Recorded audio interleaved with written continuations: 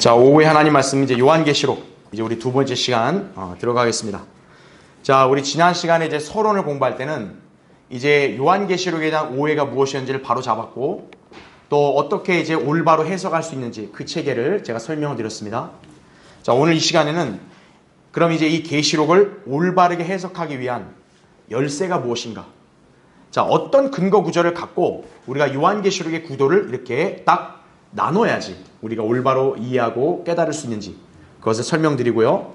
그리고 전반적으로 요한계시록에 대한 이 책이 22장까지 되어 있는데 자, 각 장마다 또 어떤 예언이 주를 이루고 있는지를 오늘 이제 간단한 그런 도표와 그 다음에 여러 가지 정리된 표로 설명을 드리겠습니다. 그래서 오늘 교환은 우리 그 서울 솔로몬 성경연수원 그 요한계시록 교재에 나온 것을 제가 발췌해 왔습니다. 여기 내용이 아주 너무 선명하게 잘 정리되어 있기 때문에 제가 여기 있는 내용을 기반으로 이제 설명을 드리겠습니다. 자, 먼저 하기 전에 우리 지난 시간에 한번 우리가 공부했던 내용들을 잠깐 한번 정리해 볼게요. 자, 제가 지난주에 여러분에게 나눠드린 교환에서는 도표가 있었습니다. 그렇죠? 자, 우리가 요한계시록 공부할 때 여러분이 그 도표를 항상 머릿속에 잘 넣어 놓으시고 읽고 공부해야 된다고 말씀드렸어요. 자, 그 도표를 제가 여기다 간단하게 좀 그려봤는데 자, 이 도표에서 우리가 중요한 이렇게 지점을 꼽으라면 어디냐? 바로 여기와 여기입니다. 그렇죠? 예. 왜 이게 중요하냐면은 그 요한계시록을 제가 지난번에 얘기했죠.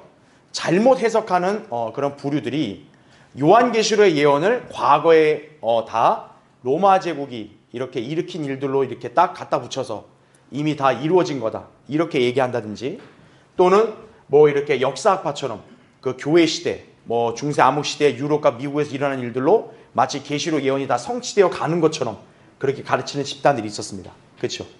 그렇게 해석을 하게 되면 어떻게 되는 거예요? 교회 시대가 언제 끝이 나고 휴거는 어떻게 일어나고 그리고 이 땅의 대환란은 언제 일어날 것이며 또 천년왕국은 언제 있는가 이거에 대한 개념이 정립이 안 돼요.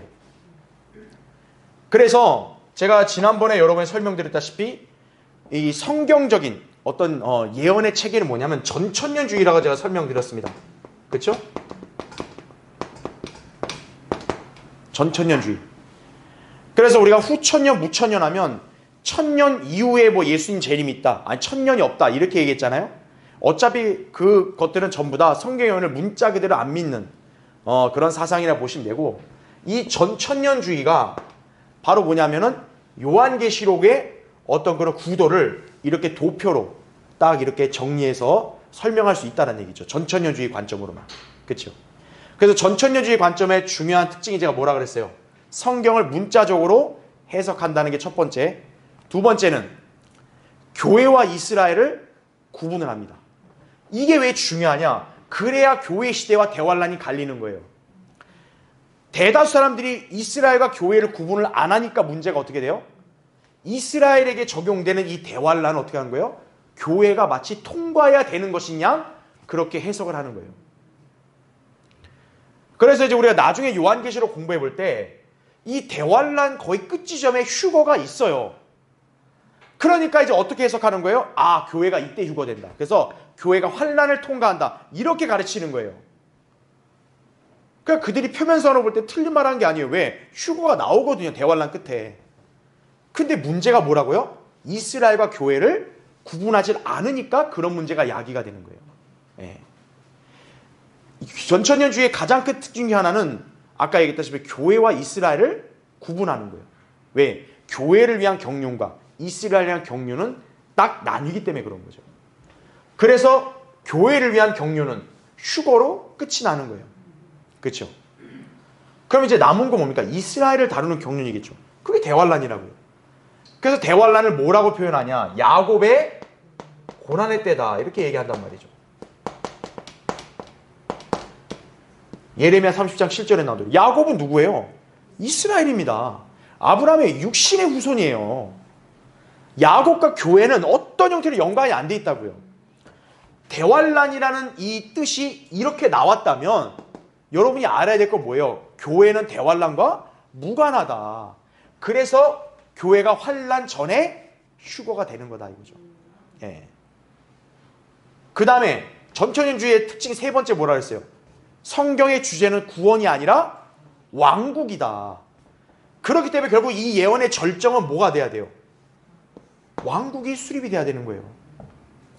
이 왕국이 수립돼서 왕국에 들어갈 백성이 있어야 되니까 하나님께서 죄인들을 구속해 주시는 거죠. 구원받을 길을 열어주시는 거죠.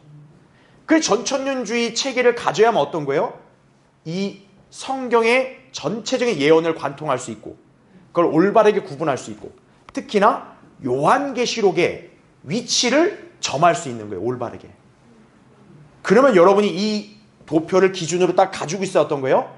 요한계시록이 몇 장부터 몇 장이 어디고 몇 장에서 몇 장이 어느 위치고 몇 장에서 몇 장이 어느 위치다.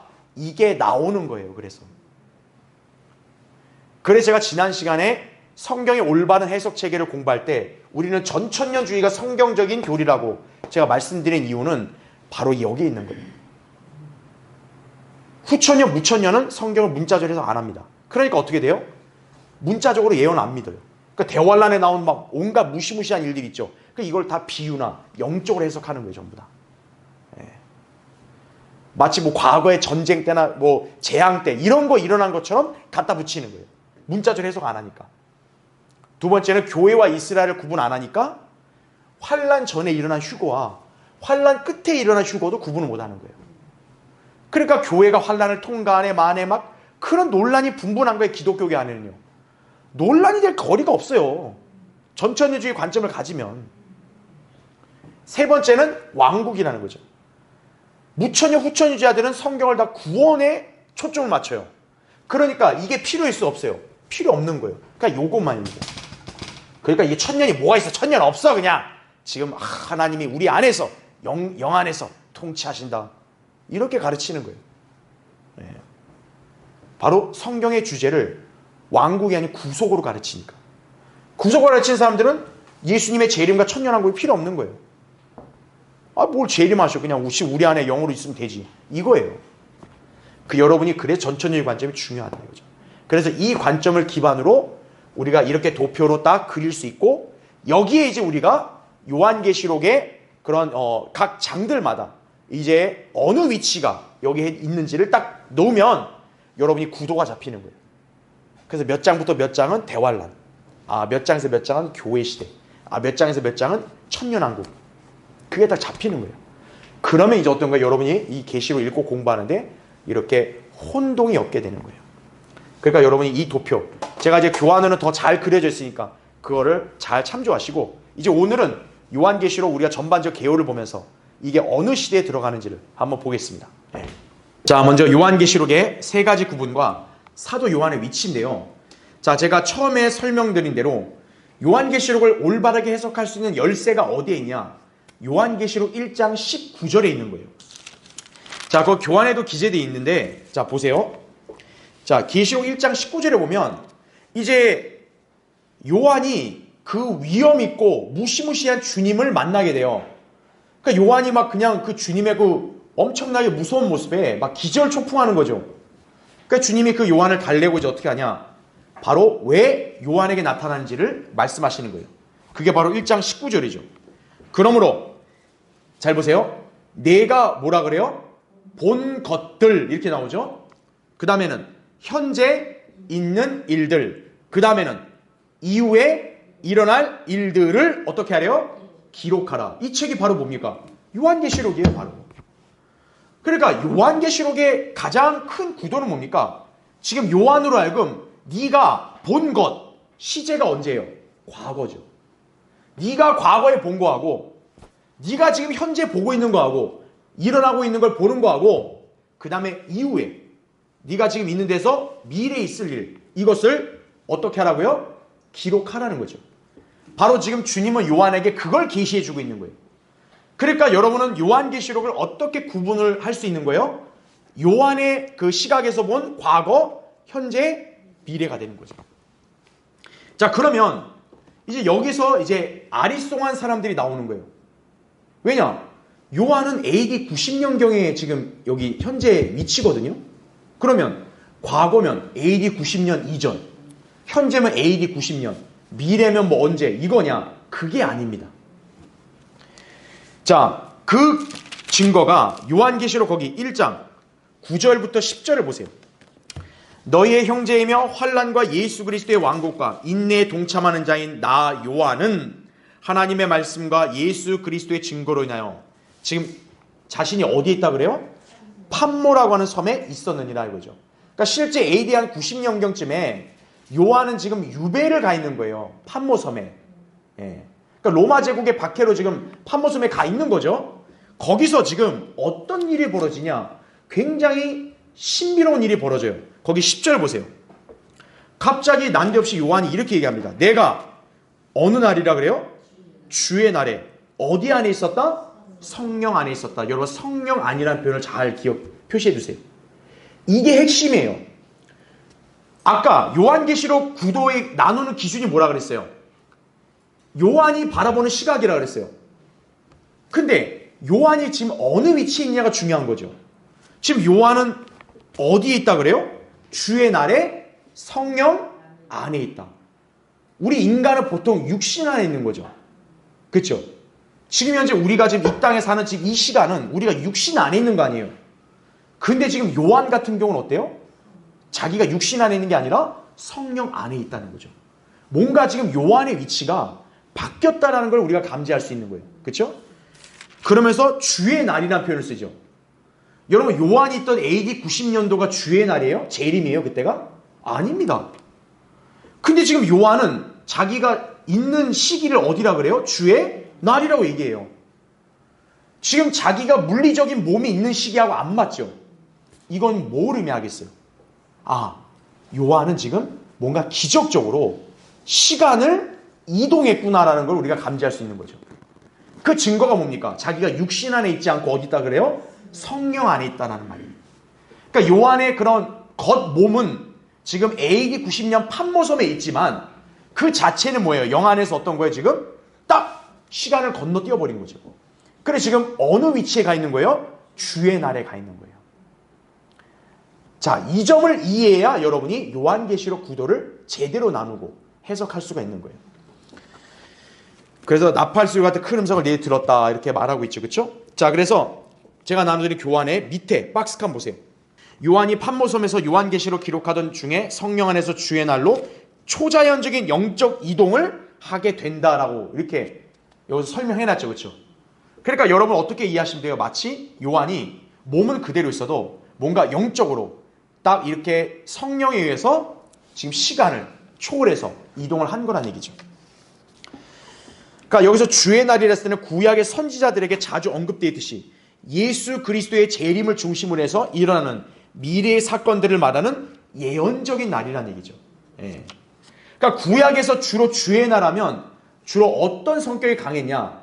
심판, 멸망의 성격이 강했습니다.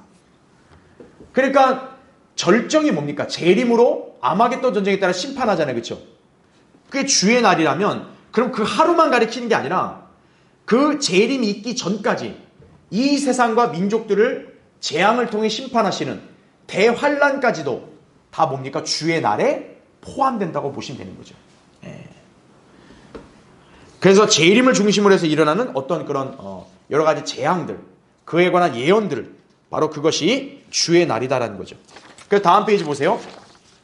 쉽게 말해서 요한은 자, 이 책에서는 쉽게 설명한 게 뭐냐? 타임머신을 탄 것처럼. 그러니까 이제 우리도 뭐 타임머신을 뭐 이렇게 보면은 원래 이 사람이 원래 그 시대는 현재 시대에는 뭐 예를 들어 AD 몇 년인데 타임머신을 타면 미래로 가잖아요. 그렇죠? 예. 그러니까 요한도 마치 그와 같은 경험을 한 거란 얘기죠. 예. 그 자신은 AD 90년경에 지금 살아있는 거지만 그는 마치 뭐냐? 지금 주의 날 거의 2000년 뒤까지 이렇게 이동해서 지금 거기 현재 있는 것처럼 그렇게 되어 있는 거죠. 예. 자, 그렇게 보면 자, 밑줄 친 거 이게 중요합니다. 사도 요한은 아까 내가 본 것들이라고 했죠. 여러분 내가 본 것들이 과거겠죠. 그러면 이제 과거 시제가 달라지는 거예요. 요한이 AD 90년이었으면 과거는 뭐 AD 뭐 60년부터 막 BC까지 가겠지만 요한은 지금 주의 날로 갔기 때문에 주의 날이 있는 대환란 재림 이전 과거는 어느 시대예요? 당연히 교회 시대가 되는 거죠. 그래서 교회 시대를 돌아보게 되는 것이고, 현재는 뭡니까? 대환란과 재림 때 일어난 일들을 보고 있는 것이라는 얘기죠. 그래서 이제 계시록 6장부터 이제 대환란에 관해서는 4가지의 성격으로 설명하고 있습니다.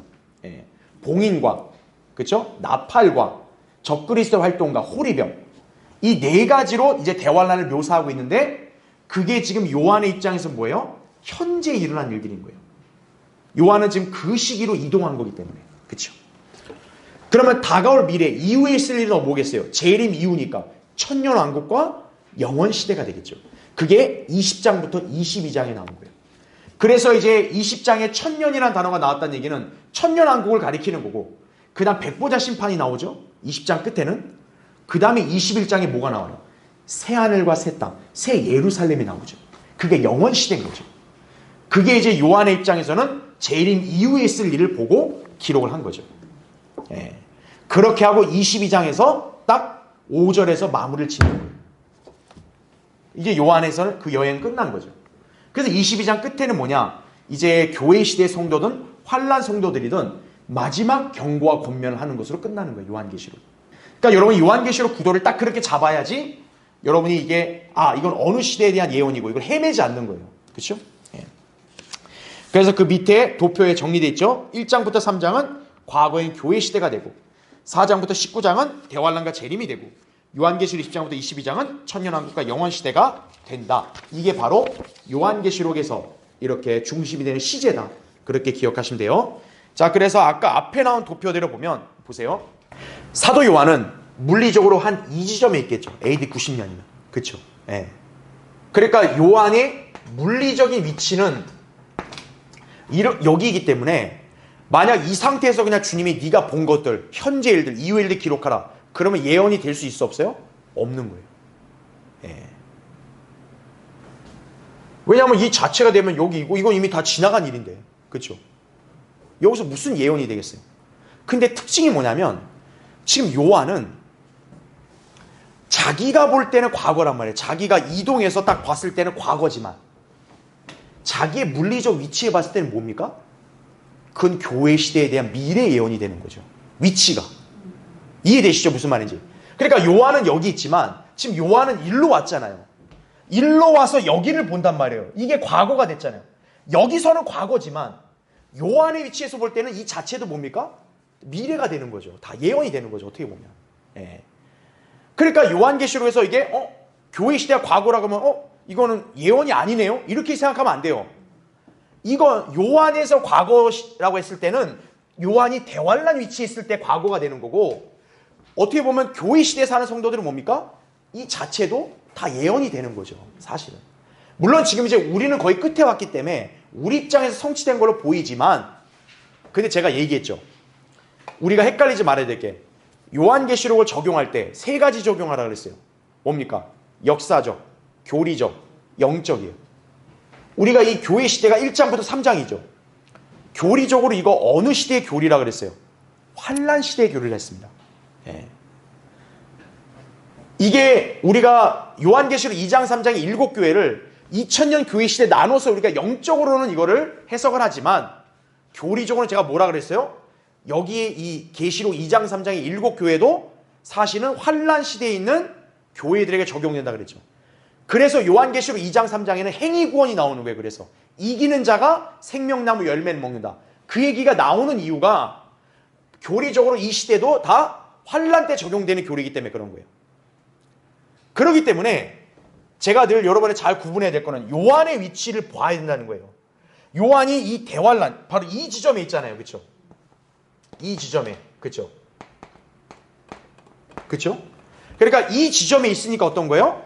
여기로 자기가 돌아보니까 과거가 되는 거죠. 그러나 지금 요한의 입장에서는 교회 자체도 미래가 되는 거예요. 그래서 이 2000년 교회 시대의 영적인 예언도 되지만 대환란 때 앞으로 이 지역에 있는 교회들, 이 교회들이 행위로 이겨야만 생명나무 열매를 먹는다. 그렇게 교리로도 적용되는 거예요. 그래서 이제 여러분이 알아야 될 거는 여기서는 요한이 과거지만 실질적으로 뭐예요? 이것도 다 예언으로 해당된다고 그렇게 이해하시면 되는 거죠. 그래서 영적으로는 교회 시대에 다 성취돼 왔어요. 2장, 3장은. 그러나 교리적으로 가장 중요한 건 교리잖아요. 교리적인 적용의 성취는 환란 때 있을 거란 얘기죠. 그래서 계시록 2장 7절에 보면 생명나무의 과실을 먹는단 말이 나와요. 생명나무 과실은 언제 먹는 거예요? 영원 시대 때 먹는 거거든요. 예. 그러니까 여러분이 그 교리를 잘 구분할 수 있어야 돼요. 다 예언에 해당된다. 그렇게 일단 이해하시면 됩니다. 자, 그래서 여기는 1장부터 몇 장이요? 3장까지가 지금 요한이 이동한 시점에서는 과거가 되는 거예요. 교회 시대가 과거가 되는 거죠. 그렇죠? 자, 대환란 4장부터 19장입니다. 물론 4장, 5장은 하늘을 묘사하는 거기 때문에 교회가 하늘로 갔을 때 어떻게 보면 이런 광경을 본다는 하나의 예시가 될 수 있는 건데 어쨌든 대환란에 관한 구체적 예언은 6장부터 나옵니다. 6장부터 나오지만 시기로 본다면 교회가 휴거되는 게 끝이잖아요. 교회가. 4장 1절에 요한이 어때요? 하늘로 이끌려 올라갑니다. 그게 휴거의 예표거든요. 그래서 어떻게 보면 4장 이전이 교회 시대인 거예요.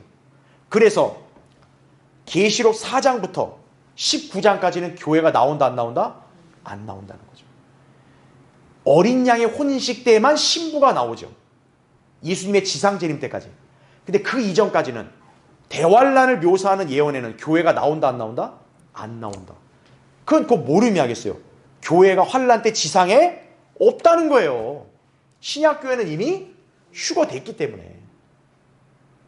그래서 교회가 환란 전에 휴거된다는 것이 성경적 교리입니다. 그래서 대환란을 묘사하는 6장 19장에는 교회가 하나도 없어요. 눈을 씻고 찾아보라 이거예요. 교회가 있나? 근데 무슨 자꾸 환란 통과한다고 끝까지 견뎌야 된다고 자 그렇게 가르치고 있는 거예요. 그걸 잘 구분하셔야 돼요. 자, 그 다음에 19장의 후반부에 지상재림 하시죠. 그렇죠? 20장부터 22장까지가 이후에 있을 일들. 바로 천년왕국과 영원시대다. 요한계시록은 그런 구도를 여러분이 딱 여기 위치를 잡으면 읽고 해석하는데 무리가 없다는 사실이에요. 그렇죠? 네. 페이지 넘어오셨죠? 자, 이제 요한이 이렇게 초자연적으로 이동한 그 시점을 기준으로 과거 내가 본 것들 계시록 1장부터 3장까지 7개의 교회 시대입니다. 예. 그래서 제가 이거는 지난주에 설명드렸죠. 역사적으로는 그 당시 요한이 AD 90년경에 있었을 때 소아시아에 있는 교회들인 거고 그 다음에 영적으로는 우리 2000년 교회 시대의 역사를 반영한다. 그렇게 이해하시면 되겠죠. 그래서 7교회 그 도표를 보겠습니다. 맨 처음 나온 교회가 뭡니까? 에베소 교회입니다. 에베소란 뜻은 온전히 목적된 이라는 뜻이에요. 그래서 역사적으로 보면 AD 한 30년에서 100년까지의 기간을 우리가 에베소 교회 시대라고 얘기합니다. 그래서 이때 특징은 뭐예요? 사도들이 주로 활동을 하는 시대입니다. 그래서 교회가 사도들을 기초로 해서 시작이 됐죠. 그렇죠? 그래서 에베소 뜻이 뭡니까? 온전히 목적된. 바로 그 뜻이 붙은 이유가 그거예요. 이때 주로 활동한 우리 믿음의 선진들은 사도들이었다. 이렇게 이해하시면 되고요. 두 번째, 스머나. 스머나는 AD 100년부터 325년까지의 교회 시대를 반영합니다. 스머나라는 뜻이 뭐냐면 몰약입니다. 몰약.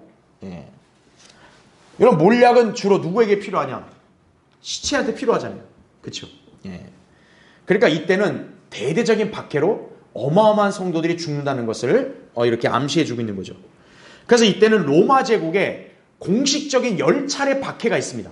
이제 우리가 나중에 2장 때 가서 그 부분 자세히 공부할 거예요. 그래서 실질적으로 요한이 기록한 대로 이 스무나 교회 시대 성도들은 로마 제국으로부터 아주 가혹한 그런 박해를 받고 죽임을 당합니다. 그 다음에 거짓 교리가 등장을 하기 시작해요. 이제 사도들 다음에 이어진 세대가 교부들이거든요. 쉽게 말하면 이 교부들이란 자들이 어떻게 보면 이 사도들의 교리를 약간 좀 변질시켜요.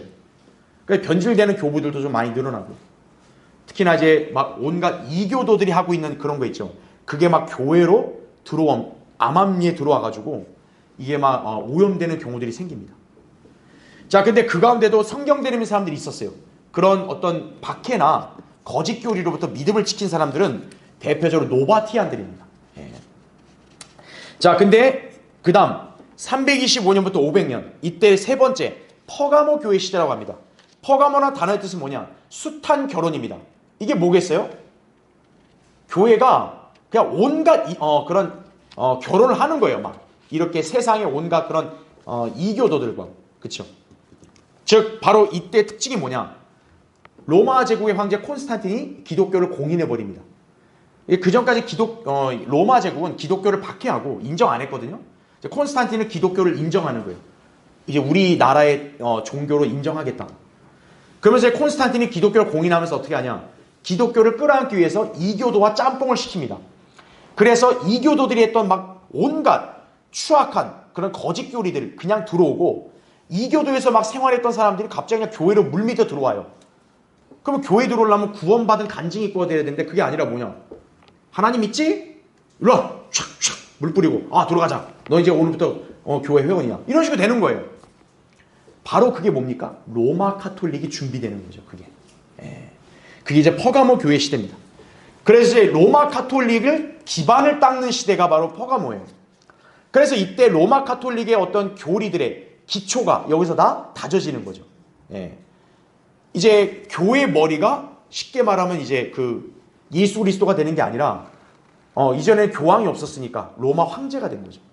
그 로마 황제가 나중에는 교황으로 바뀌어서 교황이 이제 머리를 행세를 하는 거죠. 자, 그 과도기가 바로 퍼가모 시기입니다. 이때 활동했던 믿음의 선진들은 도나티스트들이에요. 이건 제가 이번에 수련회 때 제가 강의했었죠. 그렇죠? 자, 그 다음에 네 번째 시대 두아티라 AD 500년부터 1000년까지. 자, 이때를 우리가 뭐라 하냐면 암흑시대라 그럽니다. 왜냐하면 이 지상이 완전 로마 카톨릭 장악을 해서 진리의 빛을 꺼버렸기 때문에 암흑시대라고 우리가 묘사를 하는 거죠. 두아티라의 뜻은 뭡니까? 고통의 향기. 이제 고통이 막 그냥 엄청나게 많아지는 거예요. 이제 로마 카톨릭으로 바뀌고 나서 로마 제국보다 더한 박해를 합니다. 자, 그래서 이 두아티라가 1000년까지인데 이때 우리 믿음의 선진들이 누구냐? 폴리시아들. 폴리시아는 이제 바울을 담는다는 뜻이에요. 이것도 제가 나중에 한번 따로 강의할 거고요. 자, 다섯 번째는 사대교회. 이때가 거의 박해 절정입니다. 사대란 뜻이 뭐냐면 붉은 자들이라는 뜻이에요. 붉은 자. 여러분, 붉은다는 얘기 무슨 말이겠어요? 피를 많이 흘렸다는 얘기죠. 로마 카톨릭이 절정을 달한 시기예요. 그래서 어마어마하게 죽입니다. 이 죽이는 것도 진짜 이게 거의 비인간적으로 죽이는 거예요. 나중에 제가 여러분한테 이 참상을 한번 소개해 드릴 거예요. 아마 여러분은 우리 믿음의 선진들이 그 믿음 하나 지키는 것 때문에 이렇게 죽었다는 걸 알면 진짜 너무나도 고개가 절로 숙연해질 거예요. 이때 믿음을 지킨 사람들은 왈덴시안들입니다. 왈덴시안들. 자, 그 다음에 이제 여섯 번째 필라델피아 시대입니다. 이 필라델피아 교회는 1500년부터 1900년. 자, 이때는 종교개혁 시대죠.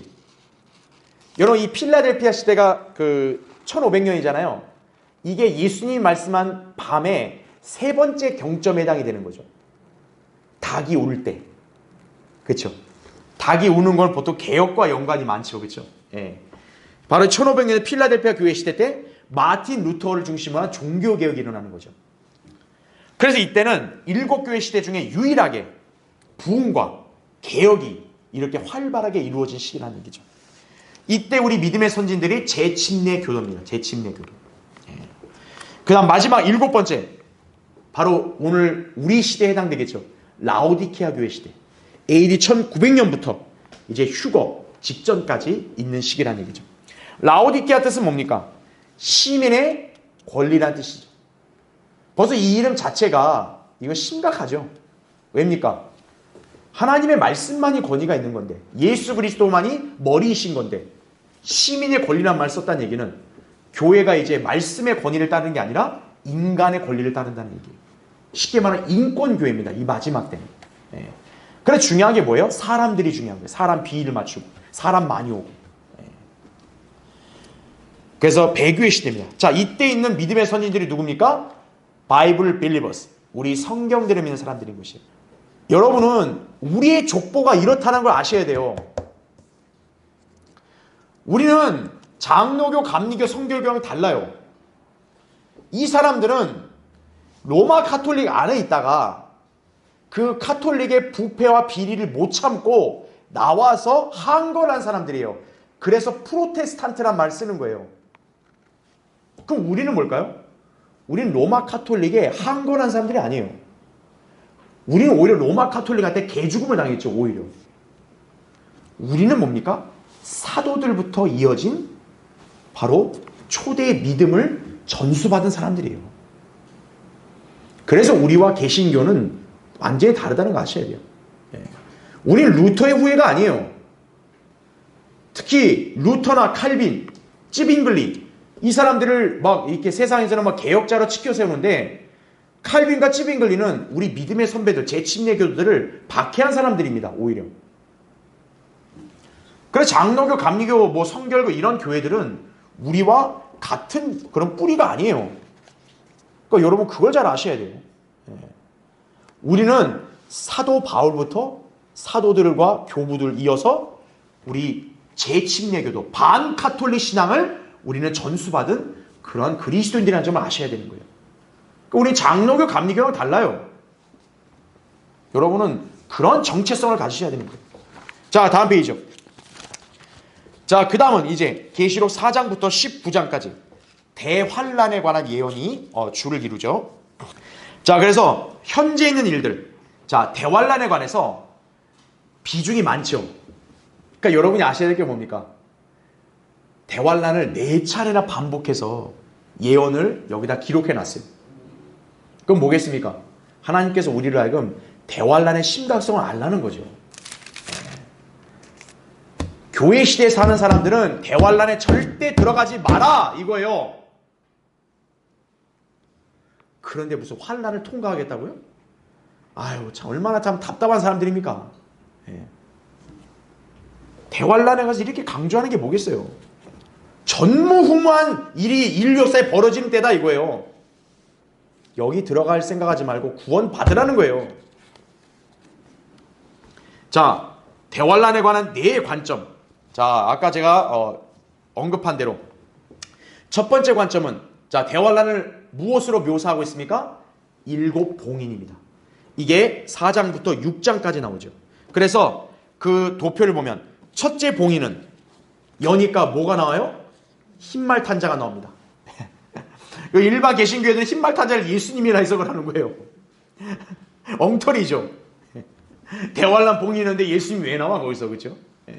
여기 흰말 탄자는 활을 가졌습니다. 그렇죠? 그리고 정복을 계속 해나간다고 나와요. 바로 적그리스도를 가리키는 겁니다. 그러니까 대환란이 시작되면 누가 등장한다는 거예요? 적그리스도가 등장한다는 것을 처음부터 설명하는 거예요. 자, 둘째 봉인을 여니까 붉은 말탄자가 나옵니다. 자, 색깔이 붉다는 얘기는 곧 뭡니까? 피죠. 피를 흘린다는 얘기는 전쟁이 이렇게 벌어진다는 거죠. 전쟁과 유혈 사태가 일어난다는 얘기죠. 그러니까 우리가 정확한 시점은 몰라도 아마 이때 제1, 2차 세계대전을 방불케 하는 제3차 대전이 일어나지 않을까 이렇게 추측을 하는 거죠. 왜냐하면 여기서 둘째 봉인이 오니까 붉은 말이 나와서 바로 이렇게 많은 사람들이 죽어나가니까. 그쵸? 그래서 이렇게 세계대전 그 정도의 규모의 전쟁이 있지 않을까 추측하는 거죠. 그 다음 셋째 봉인 거물만 탄자. 이건 뭡니까? 기근입니다. 그러니까 식량값이 어마어마하게 비싸지는 거죠. 그러니까 어떻게 보면 이 대환란의 전조 증상이 뭐냐면 이제 물가가 어마어마하게 오르죠. 그렇죠? 그런 것들도 하나의 징조라 볼 수 있는 거겠죠. 그렇죠?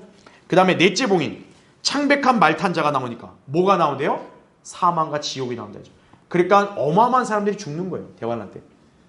그리고 그들은 다 지옥으로 가는 것이죠. 자, 그 다음 다섯째 봉인을 여니까 이번에 좀 색다른 게 나옵니다. 누가 등장해요? 제단 아래 순교한 혼들이 등장합니다. 이 자들에 대해서 목배임을 당했다고 나와요. 그 여러분은 무엇을 짐작할 수 있나요? 대환란 때 적그리스도에게 순교당한 사람들은 어떻게 죽어요? 목배임으로 죽는구나. 이렇게 할 수 있는 거죠. 그래서 이제 적그리스도가 대제로 박해해서 순교를 일으킬 때는 대환란 중반이겠죠. 중후반. 그렇죠? 다섯째 봉인입니다. 여섯째 봉인은 어떤 일이 벌어져요? 천체가 혼란이 벌어집니다. 어마어마한 지진이 나고요. 해, 달, 별들이 막 혼란을 일으킵니다. 바로 이게 환란 끝에 있을 징조란 얘기죠. 그렇죠? 그 다음에 일곱째 봉인은 반 시간쯤 정적이 일어난답니다. 이게 정확하게 어떤 형태로 구체적으로 일어날지는 몰라요. 예. 그러나 어쨌든 마지막 봉인을 여니까 정적이 일어나더라 이거죠. 예. 아마 주님의 재림 직전에 약간의 이런 일들이 좀 있지 않을까 이렇게 짐작해 볼 뿐입니다. 자, 이제 대환란에 대해서 이렇게 7봉인을 설명했고요. 두 번째 관점, 7 나팔입니다. 7장부터 12장까지 나와요. 자, 첫 번째 나팔을 불었더니 어떤 일이 벌어져요? 피가 섞인 우박, 불이 막 떨어져가지고 초목과 산간의 3분의 1이 다 불타버립니다. 예. 여러분 이게 올 때 감이 안 오시는 것 같으면 우리 막 이렇게 막 산불 화재 있잖아요. 막 불 어마어마 타잖아요. 예. 맛배기로 봤다고 생각하시면 돼요. 대환란 때는 그런 피 섞인 우박이나 불이 떨어져서 초목이 불타버린다 이거죠. 예. 그래서 이 부분에 대해서는 이렇게 약간 핵무기 아니면 뭐 이렇게 미사일 뭐 이런 것 때문에 벌어지는 게 아니냐 또 그렇게 짐작을 하는 거죠. 자, 둘째 나팔, 산이 타고 던져지더라 이거죠. 그래서 바다의 3분의 1이 어떻게 됩니까? 파괴가 일어난다는 얘기죠. 대환란 때는. 그렇죠? 셋째 나팔, 쑥이라는 별이 추락을 합니다. 그래서 어떤 일이 벌어지냐? 그 물이 3분의 1이 쓰게 돼요. 그 여러분 쓴물 마실 수 있어 없어요? 못 마시죠. 예. 자, 그래서 어마어마한 재앙이 일어나는 것이죠. 그렇죠? 예. 그 다음에 넷째 나팔. 자, 넷째 나팔을 보니까 해와 달과 별이 3분의 1이 다 강탈을 당합니다. 그래서 3분의 1이 낮과 밤 동안 계속 깜깜한 거예요. 예. 이렇게 굉장히 이렇게 으시시하지 않으세요? 그렇죠? 예. 무서운 일이죠. 예. 밤이어도 달이나 별이 빛을 비춰주면 그래도 환하게 보이는 건데 그 빛을 잃어버린다 생각해보세요. 완전히 깜깜해요. 예. 대환란 때 벌어질 일이라는 거죠. 자, 다섯 번째 나팔. 자, 이번에 또 색다른 게 나옵니다. 끝없이 깊은 구렁에서 뭐가 등장을 해요? 초자연적인 메뚜기가 등장을 합니다. 예. 이제 땅속에서 올라오는 것이죠. 그렇죠? 이게 어떻게 보면 대환란 때 적그리스도의 군대나 어떤 그런 인종들과 관련이 있다라고 우리가 볼 수 있겠죠. 나중에 자세히 더 보기로 하고요. 그 다음 여섯 번째 나팔은 뭐가 등장하죠? 2억의 기병대. 그럼 딱 여러분은 벌써 감이 오시죠? 이게 누구의 군대겠어요? 적그리스도의 군대겠죠. 이 적그리스도의 군대 2억의 기병대가 나타나니까 인구가 3분의 1이 죽었다 이거죠. 사망한다 이거죠. 지금 지구의 인구가 얼마인가요? 한 7, 80억 되나요? 그럼 좀 이렇게 적절하게 하면 75억이라 잡아볼게요. 그럼 75억이라면 3분의 1이 죽는다면 25억이 죽는 거예요. 예. 자, 어쨌든 우린 적그리스도의 군대는 대환란 끝에 등장할 거라는 것을 우리는 알 수 있어요. 그렇죠? 그러니까 그 순서를 보여주듯이 여섯 번째 나팔에 등장을 하죠. 그렇죠? 자, 그 다음에 일곱 번째 나팔에는 어떤 일이 벌어집니까? 예수 그리스도가 지상 재림하시는 거예요. 그럼 여러분 벌써 순서가 감이 오죠. 그렇죠? 아하. 아까 이제 천체 이변이 일어났던 거. 아까 여섯 번째 봉인 때. 그렇죠? 그 다음에 또 여섯 번째 나팔에 2억의 기병대, 적그리스도의 군대가 이제 예루살렘 포위하려고 이렇게 진군하겠죠. 그렇죠? 그때 그게 바로 대환란 끝이구나. 그 일이 있은 다음에 뭐가 있는 거예요? 예수 그리스도의 지상 재림이 있겠구나. 그럼 이제 2억의 군대와 아마겟돈 전쟁을 치르겠죠. 그렇죠? 그게 시점으로 본다면 여섯째, 일곱째 나팔, 바로 그 사이라는 점 알 수 있는 것이죠. 그렇죠? 자, 다음 페이지요. 자, 이번엔 세 번째 관점. 자, 13장, 14장에는 적그리스도의 활동으로 대환란에 관한 예언을 묘사하고 있습니다. 그래서 계시록 12장에서는 이제 사탄, 이 붉은 용이 공중에서 있을 곳을 못 찾습니다. 미카엘에게 밀려가지고 그 지상으로 내려오는 거죠. 그게 바로 어떤 거예요? 그가 육화를 해서 어떻게 보면 이제 적그리스도 멸망의 아들이 등장하는 시점이라고 우리가 볼 수 있겠죠. 그렇죠? 자, 적그리스도가 등장을 하면 이제 13장에서 하는 일은 뭡니까? 그자가 지중해에서 올라온다는 점을 우리에게 알려주고 있고요. 그리고 그자가 심한 상처를 받은 것 같이 죽은 것 같다는데 살아있다 그랬어요. 그래서 온 세상이 기이 여겼다 그랬습니다. 바로 뭐냐면 적그리스도가 암살을 당하든 어쨌든 죽는 거예요. 죽다가 어떤 거예요? 다시 살아나는 겁니다. 그러면서 멸망의 아들이 되는 거죠. 마치 누구를 흉내내냐? 예수 그리스도를 흉내내는 거죠. 예수 그리스도 죽으셨다가 부활했듯이 똑같이 흉내내는 거죠. 이때부터 이자가 돌변하는 거예요. 그래서 이제 유대인들 아예 말살시키는 그런 정책을 펴게 될 거라는 것이고, 또 세계 경제를 주름잡고 통제하게 될 겁니다. 그래서 나온 게 뭡니까? 거기 무슨 표가 나온 거예요? 666이라는 적그리스도의 숫자가 나오는 거죠. 그래서 옆에 계시록 13장 18절에 지혜가 여기 있으니 지각이 있는 자는 그 짐승의 숫자를 헤아려 보라. 그것은 뭐라고 얘기해요? 한 사람의 숫자이니 그의 숫자는 뭐라고 해요? 666이니라 이렇게 말씀하는 거죠. 그러니까 이 짐승의 표 숫자가 있어야만 이제 배급을 받는 그러한 경제 체제가 이 세상에 펼쳐질 거란 얘기죠. 그게 적그리스도의 활동인 거죠. 자, 그 다음에 네 번째 관점, 15장부터 19장까지는 일곱 호리병이 나옵니다. 자, 일곱 호리병 같은 경우는 특히 대환란 후반부에 적용이 되는 그런 어떤 재앙이라 보시면 돼요. 자, 첫째 호리병, 악취가 나는 심한 헌대가 일어난다 그랬죠. 이 헌대가 뭐냐? 바로 문둥병입니다. 이제 재앙이 첫 번째 호리병이 일어나는 거죠. 특히 이 문둥병은 누가 이렇게 일어나게 되냐? 적그리스도의 표나 숫자를 받는 사람들, 그 사람들을 어디든 받을 거 아니겠어요? 그러면 어때요? 문둥병이 생기는 거예요. 바로 이게 적그리스도의 모습을 이렇게 연상케 하는 그런 것과 연관이 있다는 점을 나중에 제가 설명드릴 거고요. 자, 둘째 호리병, 바다가 뭐로 변합니까? 피로 변합니다. 왜 이런 일을 벌이시는가? 하나님께서는 바로 그분의 자녀들, 성도들을 피 흘려 죽게 한 장본이 누굽니까? 로마죠. 로마 카톨릭이고 세상이고 그걸 피로 갚게 하시는 거예요. 네.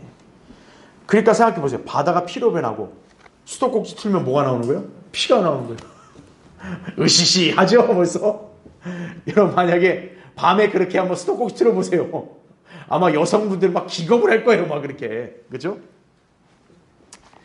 그 다음에 셋째 호리병, 강과 물들의 원천도 또 뭐로 변해요? 피로 변한다. 바다만 피로 변하는 게 아니라 강과 물, 우리가 마셔야 될 원천도 피로 변한다는 거예요. 끔찍하죠? 그럼 넷째 호리병은 뭡니까? 해가 불로 사람들을 태운다. 그죠?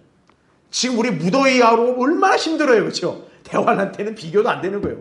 마치 뭐냐? 해로 막 태워버리듯이 어마어마한 그런 뜨거움이 열기가 발산될 거예요. 그 에어컨으로 버틸까요? 내가 보다 버티지 못할 거예요. 그다음 다섯째 호리병, 흑암에 쌓인 짐승의 왕국이라는 거죠. 즉 뭐냐? 적그리스도와 관장하는 세상 제국이 어떤 거예요? 깜깜한 거예요. 완전히 하나의 빛도 없이. 여섯째 호리병, 쏟았더니 뭐가 나와요? 유프라테스 강이 말랐다는 거죠. 강이 마르면 어떻게 되겠어요? 바닥이 있겠죠. 그러면 강이 말라서 이제 땅이 생기니까 거대한 군대가 행진할 수 있겠죠. 바로 동방의 왕들의 길이 예비된다.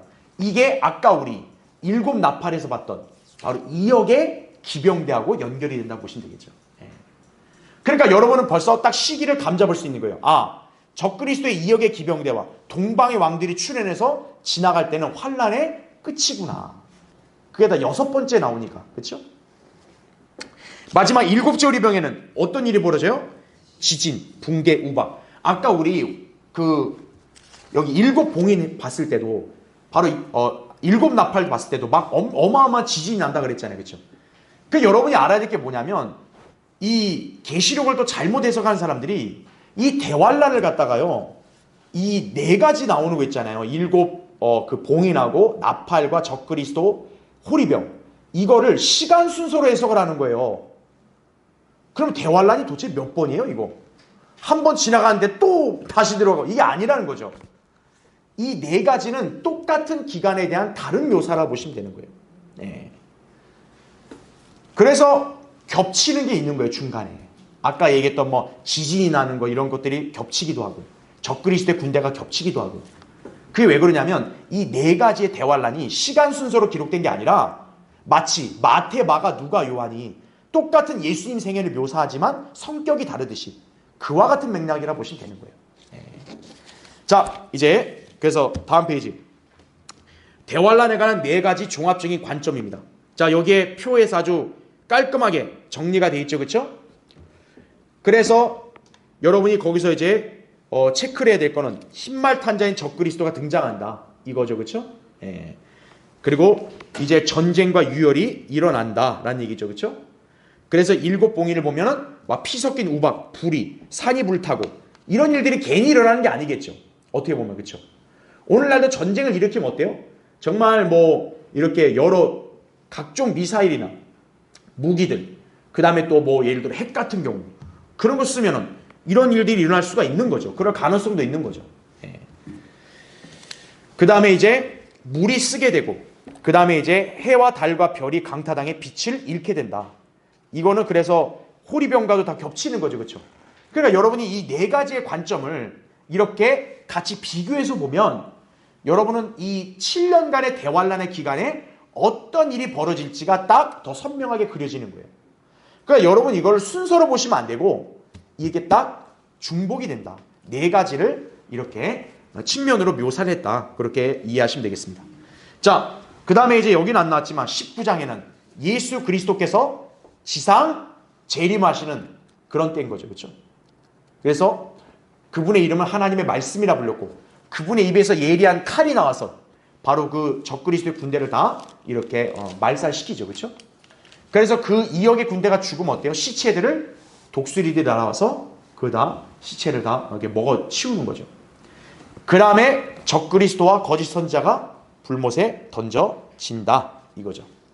그 다음에 20장에는 바로 뭐가 일어납니까? 이제 이후에 일어날 일들은 천년 왕국과 영원 시대가 일어납니다. 자, 천년 왕국에 대한 그림은 우리 최근에 우리 인천성경심리학의 우리 주수양 자매님 그림집 있죠. 거기 너무나 생동감 있게 묘사해 놨기 때문에 그 그림을 보시게 되면 여러분 진짜 이 천년 왕국이 정말 이렇게 아름답고 평화로운 곳이구나라는 것을 실감할 수 있게 될 거예요. 근데 이제 계시록에서는 천년 왕국의 자연 세계를 묘사하진 않아요. 그냥 천년 왕국이라는 위치가 6번째 천년이 지난 다음이다라는 것만 우리에게 암시해 주는 거예요. 즉 인류 역사 6천년 지난 다음에야 천년 왕국이 있다는 얘기죠. 그리고 이제 20장 7절부터 9절은 이제 마귀가 깊은 구렁에서 천년간 갇혔다가 풀려나서 민족들을 미혹해서 다시 한번 전쟁을 일으킬 때 그때 이제 하늘에 불이 내려서 완전히 살라버리고 이제 하나님께서는 현재 하늘과 땅도 다 불로 태워버리신 다음에 백보자 심판을 하시죠. 그래서 백보자 심판으로 다 사망과 지옥까지 불못에 던진 다음에는 21장에 가면 새 하늘과 새 땅, 새 예루살렘이 하늘로부터 내려온다고 그렇게 말씀하고 있습니다. 그 새 예루살렘의 그림은 라크와 목사님이 아주 잘 그려놨죠. 그렇죠? 그래서 앞으로 제가 그림으로 보는 요한계시록에 있는 그 그림도 여러분에게 좀 이렇게 강의할 때마다 필요한 것들은 이렇게 나눠드리고 보여드리려고 합니다. 자, 여기까지가 요한계시록의 구도입니다. 여러분 요한계시록이 어려우세요? 어려운 거 아니에요. 이 구도와 딱 관점을 올바르게 갖고 딱 체계를 나누면 여러분 앞으로 요한계시록 공부할 때마다 흥미진진한 거예요. 아, 이런 일이 펼쳐지는구나. 네. 그러니까 이런 일이 벌어지기 전에 우리는 어때요? 이미 들림받는다. 그 확신을 갖고 생활하는 것이죠. 그렇죠? 자, 다음 시간에 이제 우리 1장 들어가겠습니다.